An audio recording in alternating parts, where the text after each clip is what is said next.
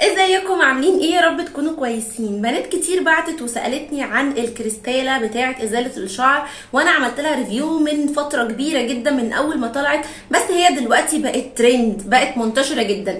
طيب هنتكلم عن المره دي عيوبها، او عن لو حد متخيل ان هي السحر. لا، هنتكلم بقى بصراحه. بصوا يا بنات، الكريستاله زي ما قلنا ان هي بتعمل ازاله للشعر بطريقه بسيطه عن طريق الاحتكاك، وبتقعد معاكي لمده سنتين. انا مش بعمل النهارده اعلان لاي حد خالص، انا طالعه بالكريستاله اللي منتشره مع كل الناس. طيب ايه يعني العيوب بتاعتها، او ايه الحاجات اللي احنا كنا متخيلين ان هي فظيعه فيها؟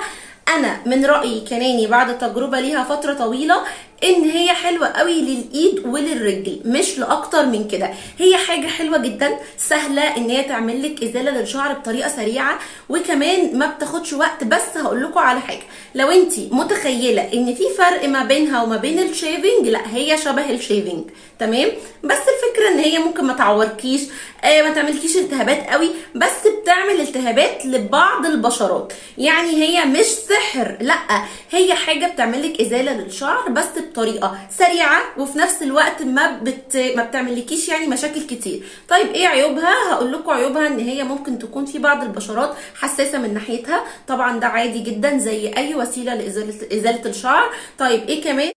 زي ما قلت لكم هي حلوه جدا للايد وللرجل، مش اكتر من كده. هنبعد عن البرايفت اريا والاندر ارم. اهم حاجه بقى استخدامها، ان انت لازم لما تستخدميها يكون جسمك مترطب زيها زي الشيفنج بالظبط تمام. والاهم من بعد استخدامها لازم ترطبي جسمك كويس ببادي لوشن او بكريم مرطب او بزيت جونسون. المهم ترطبي جسمك كويس عشان تتفادي اي التهابات.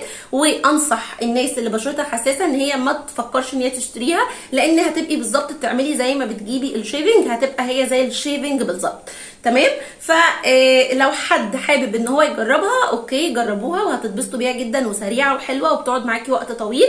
بس خلوا بالكم ان هي تعتبر حاجه شبه الشيفنج، مش حاجه مختلفه. الفرق ما بينها وما بين الشيفنج زي ما قلت لكم ان هي بتعمل كمان سكراب، وبتشيل الجلد الميت، اول طبقه من الجلد، علشان ده بيكون حاجه حلوه قوي لينا واحنا بنعمل ازاله للشعر تمام. مفيش منها كوبي، مفيش منها اصلي، كل اللي موجودين دلوقتي زي بعض، الاسعار كلها زي بعض. هتقعد معاكي فتره طويله وهتتبسطي بيها لما هتجيبيها لو انت بشرتك مش حساسه. لو عجبكم الفيديو سيبوا لي كومنت، واي حد حابب يسال اي سؤال هرد عليكم في الكومنتات. باي باي.